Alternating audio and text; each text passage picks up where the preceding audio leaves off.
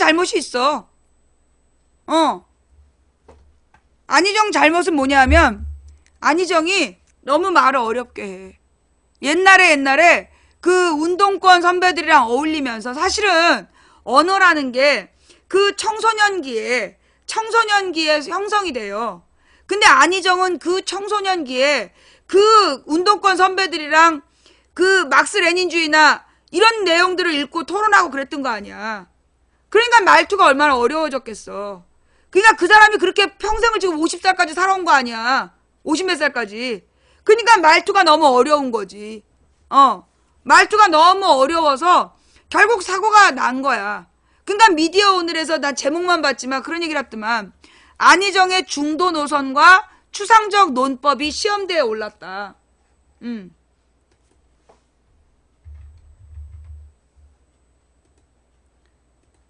안희정의 중도 노선과 그 추상적 어법이 시험대에 올랐다. 그 표현이 맞는 거예요. 예. 그러니까 이제 그 안희정의 그 소위 내가 볼 때 안희정은 그러니까 뭐 솔직히 대통령이 된 다음에 하겠다는 거는 문재인의 안희정이 차이가 안 나.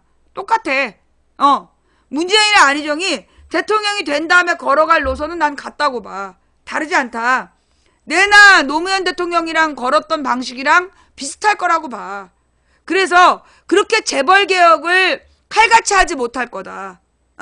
재벌개혁을 칼같이 하지 못할 거고, 그리고 이 소위 보수 세력하고 진보 세력이 어중간하게 그 동의할 만한 그런 정책을 펼 거다.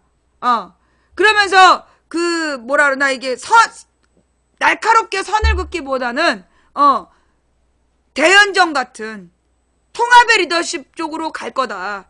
그렇게 바라봐요. 그러면 이제 이 개혁적인 지지자 쪽, 개혁 세력 또는 진보 세력이 드립다 갈고 되겠지.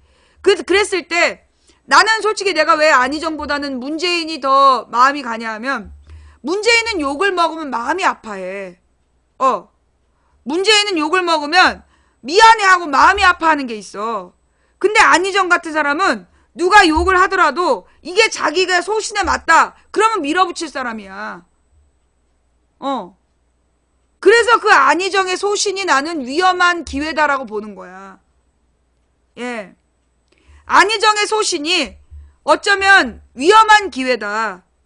안희정이 정말로 올바른 길을 간다면 엄청난 파워의 에너지가 되겠지만 만약에 안희정이 삐끗하면 잘못되면 그 독재자적인 성향이 나타날 수도 있는 기질을 가졌어.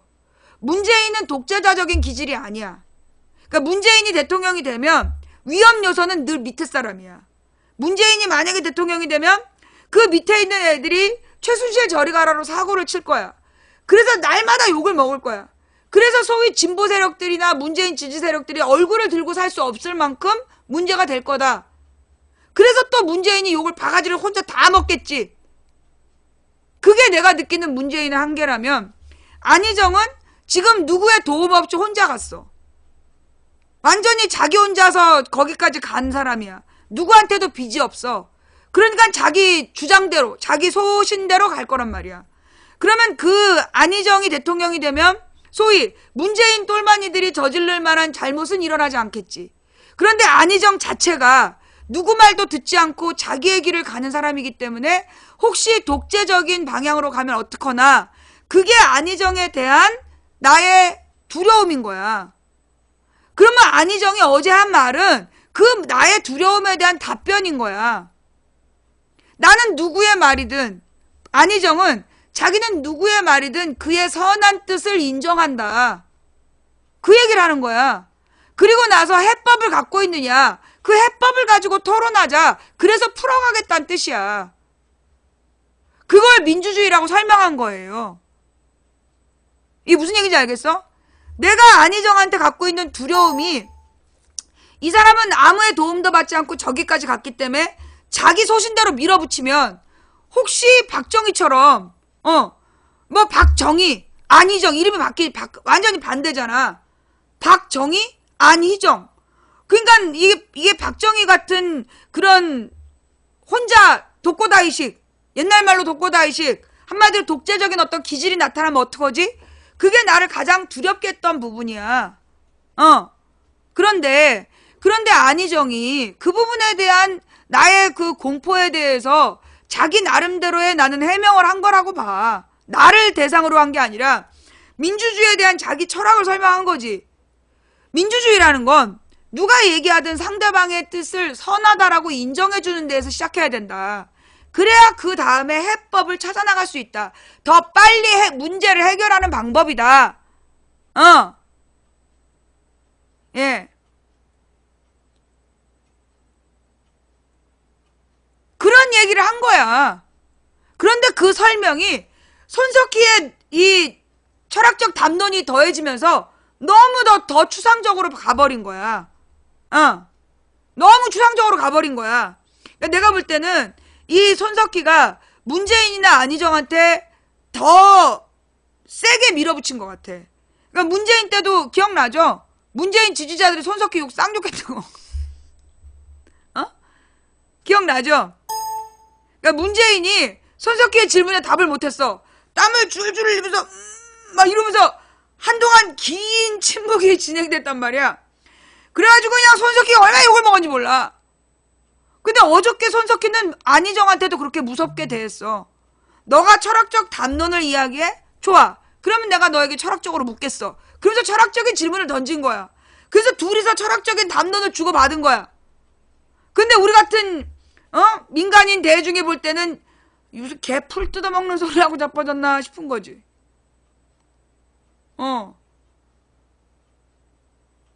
자기네 둘은 철학적인 담론으로 아주 재밌게 토론을 했는지 몰라도 우리 같은 민간인들이 볼 때는 이런 어디서 이 귀한 시간에 개 풀 뜯어먹는 소리를 하고 있나. 그렇게 들린 거죠. 근데 이거는 안희정이 진짜 두고두고 생각해야 될 문제야. 어떻게 보면 안희정이 너무 인기가 갑자기 올라가다 보니까 경계심이 사라진 거야. 안희정 지지율이 파죽지세로 올라가다 보니까 지금 문재인하고 지지율이 10% 차이도 안 나. 그러니까 안희정이 경계심이 풀어졌어. 그동안에는 말을 쉽게 하고 천천히 하고 그래서 사람들이 이해할 만한 수준으로 왠지 이 인간이 절대 그렇게 말을 쉽게 하는 인간이 아닌데 말을 막 쉽게 하더라고. 그래서 저 인간이 그동안 4년 동안에 많이 변한 건가 싶은데 내가 의심을 하고 있었거든. 역시나 긴장감이 풀어지니까 본질이 나온 거야. 말 어렵게 하는 거. 긴장감이 딱 떨어지니까 말을 어렵게 한 거야. 본질적으로 아무 생각 없이. 그 대학생들이니까 부산대 대학생들이니까 대학생 수준에 맞게 말 어렵게 한 거야. 그거를 딱 연합뉴스에서 잡은 거지. 그래서 초장에 아예 처음부터 비판적으로 보게끔 기사를 쓴 거죠. 연합뉴스 기자가 바보였거나 의도적으로 안희정의 말뜻을 곡해하려고 했거나 둘 중 하나야. 그래서 결국 안희정 그 연합뉴스에서 그 본뜻이 그런 게 아니었다라고 그 기사는 수정이 돼. 기사는 수정이 됐지만 어쨌거나 안희정에 대한 의혹, 사실은 안희정한테 미안한 건 안희정에 대한 모든 의혹은 나의 한마디에서 시작됐어. 안희정이 명바탄가? 내가 안희정이 명바탄가라는 그 의혹을 던졌기 때문에 그 뒤를 안희정에 대해서 사람들이 전부 다 의심을 하면서 보는 거야. 그리고 얘가 너무 인기가 빨리 올라가거든.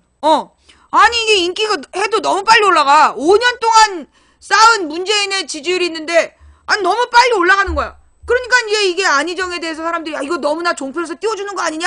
의심이 생기고 미안하다는 생각이 들어.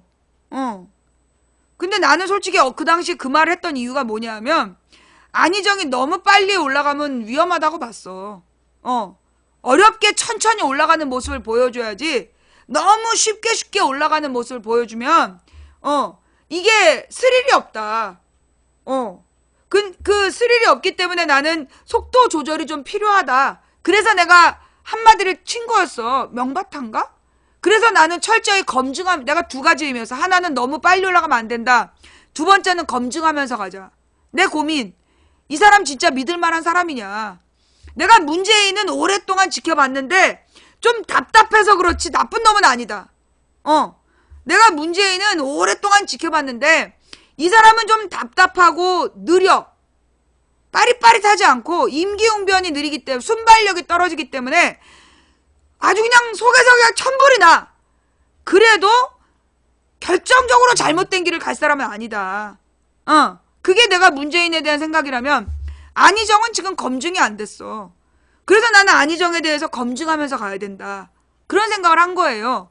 그래서 검증을 하랬더니 씨발 욕만 하고 앉아가지고 말귀도 못 알아들으면서 욕들은 또 어찌나 하는지. 안희정이 뭔 말을 했는지 알아듣지도 못하면서 지지를 철회해. 왜? 내가 안희정 지지하랬니? 나한테 안희정 지지 철회한다는 얘기를 뭐하러 하냐고. 지지를 철회하든가 말든가. 솔직히 내가 볼 때는 안희정이나 문재인이랑 똑같다니까. 니네가 문재인에 대한 지지를 철회하든 안희정에 대한 지지를 철회하든 나는 상관이 없어. 어차피 내가 볼 땐 가진 것들의 장난이야. 나는 투표권이 없다고. 지네들 투표권 있다고 나한테 재는 거야 지금?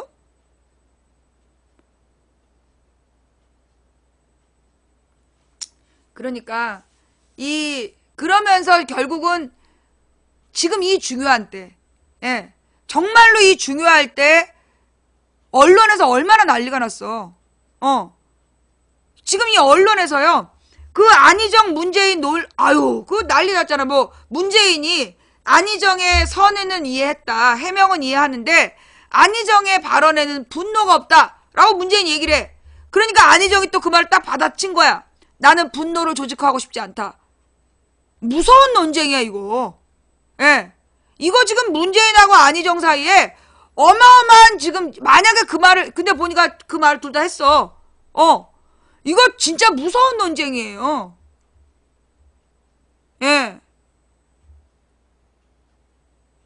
그래서 내가 하고 싶은 얘기는 뭐냐. 문재인과 안희정의 논쟁은 26일부터 하자고. 응? 문재인과 안희정 논쟁은 탄핵 결정된 다음에 하자고. 좋아. 내가 이번에 탄핵 결정되면 내가 대선에 대한 관심을 끌려고 했는데 문재인과 안희정에 대해서 내가 본격적으로 내가 한번 들이대볼게. 본격적으로 그들의 말에 대해서 비판이라는 게 뭔지를 한번 보여주겠어. 둘 다 재기불능할 정도로 한번 밟아줄 테니까 각오들 해. 대신 일단 탄핵부터 한 다음에 응? 탄핵부터 진행된 다음에 문재인이든 안희정이든 재기불능할 정도로 한번 밟아주겠어. 니네가 받는 게 뭔지 한번 내가 가르쳐줄 테니까 한번 두고 봐. 지금은 탄핵부터 하자고. 지금은 탄핵 심판에 집중해야 된다고. 어제 박근혜 대리인단이 헌재에서 난동을 부리고 그러면서 걔네들이 뭘 노리고 있느냐. 권영길의 Y뉴스에 무서운 얘기가 나왔어. 이 얘기 그거 진짜 다 봐야 돼요. 지금 Hello, 광고예요. my name is Alain de Gotton, the writer of Why I Go to Duo. Today again, I'm worrying about Korean singles in pain because of marriage. There are many ways of finding your life partner.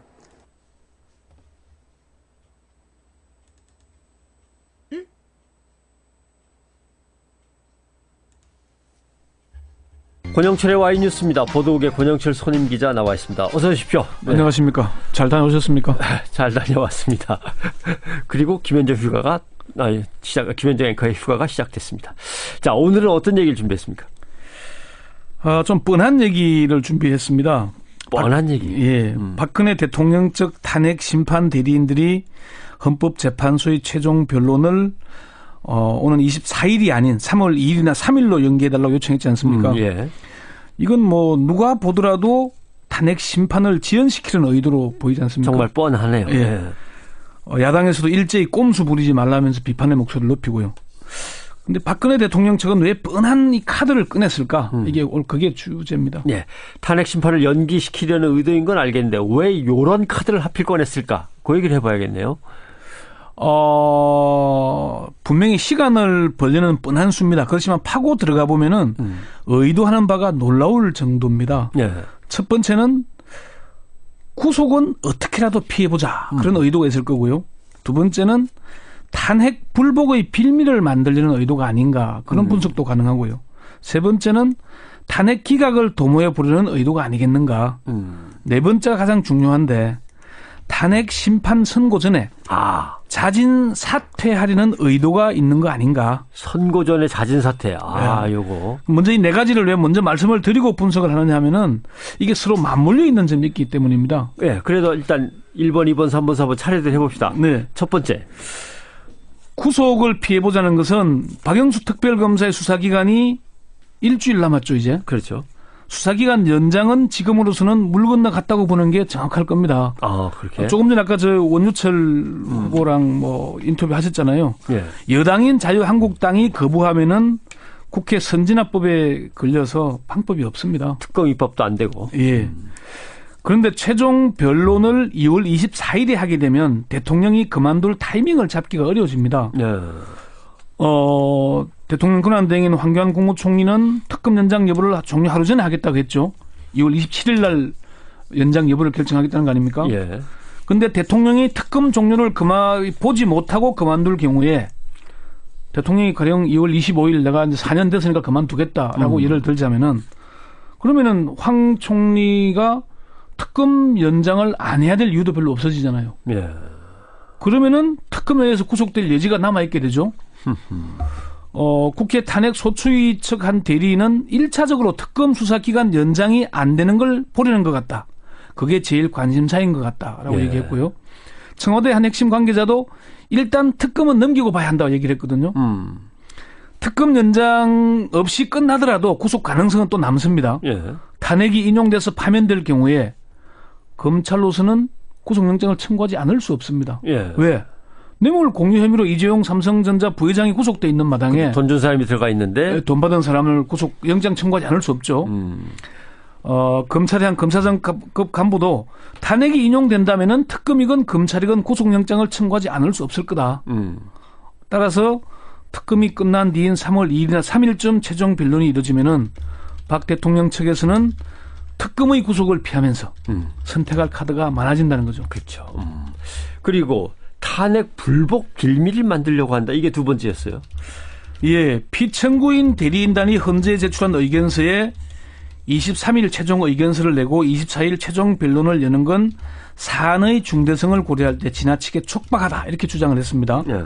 이 의견을 그대로 탄핵 심판에 적용하면은 3월 2일이나 3일에 최종 변론을 하고 3월 9일이나 10일에 선고를 할 경우에 어떻게 일주일 만에 선고를 하냐. 서두르는 거 아니냐. 짜여진 각본대로 하는 거 아니냐. 이렇게 주장을 하면서 불복을 선언할 수 있다는 겁니다. 예. 어제 15차 변론에서 대리인단에 새로 합류한 김평우 변호사가 헌재를 향해서 호통을 치는 소동이 일어났죠. 그렇죠. 그리고 얼마 전에는 서석구 변호사가 태극기를 뭐 이렇게 뒤로 둘러 쓰는 그런 퍼포먼스를 하게 됐잖아요. 이 헌재를 무시하는 거거든요. 예. 최고 헌법기관을 무시하는 사람들이 어떻게든 빌미를 맞춰서 빌미를 만들어서 불복을 선언하자는 게 아닌가. 최창렬 용인대 교수는 최종 변론기를 늦추려는 건 법리적인 측면과 정치적인 측면 두 가지가 있다. 법리적인 건 이미 알고 있는 대로 헌재의 결정을 흔들어 보자는 것이고 정치적인 건 탄핵 이후에 수구청의 결집을 꾀하려는 걸 염두에 두고 있다고 봐야 한다. 이렇게 분석을 했습니다. 최 교수는 단기적으로는 탄핵 기각 쪽에 집중을 하겠지만 선거 국면 또는 선거에서 지더라도 선거 이후의 국면까지 염두에 준 다목적 포석으로 보인다. 이렇게 얘기를 했어요. 한 중견 법조인도 부정해야 집결된다. 이걸 봐라. 헌재가 엉터리를 한 것이다라는 일종의 하자를 만들어서 뭔가 도모하려는 게 아니겠는가. 이렇게 분석을 했습니다. 예. 세 번째는 탄핵 기각을 도모하려는 의도 아니냐 이건데요. 이게 이제 아까 말씀드린 대로 최종 변론 기일 연기 요청이 받아들여지면은 그 다음 수는 선고 기일을 연기하는 거 아니겠습니까? 예. 지금 최대의 관심은 이정미 지금 소장 권한 대행이 3월 13일 임기 종료지 않습니까? 그렇죠. 어떻게든 그걸 좀 넘겨보자. 8명이 아니라 아예 7명으로 확 줄여서 예. 심판을 받자. 3월 13일 이내에 최종 평의를 하지 못하면은 8인 재판관 체제가 무너질 수밖에 없습니다. 헌재 재판관이 7인 체제가 되면은 재판관 1명만 유고가 생겨도 탄핵 심판 자체가 불능이 되죠. 또 7명에서 정상적으로 탄핵 심판이 이루어지더라도 2명만 기각하면은 탄핵을 기각되잖아요. 네. 그걸 노린다는 거죠. 더불어민주당 박범계 의원은 최종 변론 연기 요청은 헌재의 일정을 흔들기 위한 것이다. 3월 2일이나 3일로 변론 종결을 연기하면은 헌재가 무르구나, 이거 해볼만 하겠구나. 그러면서 다른 카드들을 내세워서 실질적으로 선고를 3월 13일 이후로 넘기려고 할 것이다. 예. 그거를 읽고 있는 헌법재판소는 또 과연 어떻게 할 거냐. 이제 이게 헌재에서는 대통령 출석 여부를 내일까지 밝혀라. 그렇죠. 일단 이게 제동을 걸어놨죠. 그 다음에 요거죠, 요거. 예. 탄핵 심판 선고 전에 살짝 자진 사퇴해 버리려는 의도가 아니겠는가. 지금 박근혜 대통령에서의 최악의 카드는 뭐냐. 탄핵이 인용되고 구속되는 거 아니겠습니까? 그러면 전직 대통령 예우도 받지 못하고 이게 가장 최악의 상황입니다. 예. 그러면 최선의 상황은 뭐냐? 전직 대통령으로서의 지위를 누리면서 구속을 피하는 겁니다. 그리고 파면도 안 되는 겁니다. 그럼 그 카드가 뭐가 남아있을까? 그거는 박 대통령이 탄핵 심판 선고일 전에 자진 사퇴하는 겁니다. 예. 그러니까 탄핵이 인용되기 전에 자진 사퇴하면은 전직 대통령으로서 예우도 받게 되고 또 특검의 수사 기간이 끝나면은 예. 검찰 수사를 받게 되잖아요. 특검보다는 검찰 수사가 더 용이하지 않을까 이런 속셈도 있는 건가요? 검찰로 넘어가게 되면은 수사팀 꾸려야 되죠. 또 기록 검토해야 되죠. 바로 대통령이 그만두자마자 대선 일정에 돌입하게 되잖아요. 60일간의 예. 대상정에 들어갑니다. 그러면 그 기간 안에 대통령 소환한다, 구속한다 이게 쉽지 않을 거 아니겠어요. 그러면 자동적으로 2, 3개월 넘어가게 되는 겁니다. 그런 머리를 가지고 국정을 잘 할 걸. 참. 좀 답답하게 치게 되는 거죠. 예. 자, 박 대통령이 탄핵 심판 선고 전에 진짜 그만두면 어떤 일이 벌어지는지 한번 헌재에서부터 차곡차곡 좀 살펴봐야 될 것 같은데요. 그러니까 이게 탄핵 심판 전에 그만두게 되면은 헌재에서도 의견이 엇갈리고 있습니다. 징계 대상이 그만뒀으니까 탄핵 심판 사건을 각하해야 한다는 의견. 또 하나는 탄핵 인용이 확실한 시점에 그만뒀으니까 탄핵 심판을 마무리해야 한다는 의견으로 나뉩니다. 형사재판을 진행 중인데 범죄자를 놓고 네. 그 범죄자가 재판받다가 죽어버리면 공소기각이 되죠. 대상자가 없어지니까 공소기각이죠. 예. 이 헌재 이런 사건도 그런 거가 될까요? 잘 모르겠네. 이게 어렵네요. 국회 소추위원단 측 법률 대리인단 단장인 황정근 변호사는 사건을 각하해야 한다는 의견과 탄핵 심판을 계속해야 한다는 의견이 엇갈리고 있는데 최종 평의에서 파면이 5표, 각하가 3표만 나와도 탄핵 심판은 각하된다. 헌법재판관 9명 중 지금 8명이지만은 6표를 얻지 못하면은 파면이 안 되는 거죠. 그렇죠. 김종대 전 헌법재판관은 탄핵은 형사처벌이 아닌 징계인데 징계. 예, 징계 대상이 사라졌으니 각하되는 건 당연하다. 일반 공직자는 임명권자가 사직하지 못하도록 사표 수리를 보류하지만은 그렇죠. 대통령은 임명권자가 없으니 사퇴를 막을 방법이 없다. 일반 회사라면은 슬그머니 도망치려고 그러면 안 돼. 너는 징계 다 받아. 슬그머니 도망쳐갖고 퇴직금 타먹으려고 그러는 거지. 이렇게 예. 할 수 있지만 그럴 사람이 없는 거네요. 임명권자가 국민이니까. 근데 이제 다른 법조인들은 탄핵 인용이 당연시되는 시점에서 그만두는 건 의미가 없기 때문에 탄핵 심판을 마무리해야 한다 이렇게 주장하는 사람도 있어요. 현직 중견 법조인이 예를 들어서 한 강력범이 도주하다가 포위망에 갇혀서 붙잡힐 수밖에 없을 경우 자수하는데 그게 자수가 맞냐? 법적으로는 자수라고 하는 건 자기가 무슨 죄를 저지른 걸 아무도 모를 때 저 이런 죄를 졌습니다라고 하는 게 자수지 포위된 다음에 나오는 거는 그거는 그냥 뭐라고 할까요? 그냥 그러니까 잡혀주는 거죠. 일반 공직자들이 징계 사안이 있을 때 사퇴하지 못하는 게 입법 정신 아니겠습니까? 그럼 대통령도 마찬가지로 봐야 한다는 게 이게 이제 현직 법조인들 얘기인 거죠. 자수와 투항은 전혀 다른 문제다. 예. 아, 그렇죠. 헌재가 왜 전에 수도 이전에 대해서 관습헌법을 들이대면서 위헌 결정한 전례가 있지 않습니까? 네. 지금은 공직자들이 죄를 짓고 일찍 그만두지 못하게 돼 있잖아요. 네. 그만두더라도 나중에는 퇴직금 반환하게 돼 있습니다. 근데 그런 걸 적용해야 된다는 얘기가 있는 거죠. 예. 그러면 수사는 어떻게 됩니까? 수사. 자진 사퇴한 뒤에. 어쨌건 뭐 특검이 수사 기간이 이제 연장하지 못해서 2월 28일로 끝나더라도 검찰로 수사는 넘어가게 됩니다. 수사는 계속 되는 거죠. 그런데 이게 조금 이제 복잡해지는 상황이 발생하는 거죠.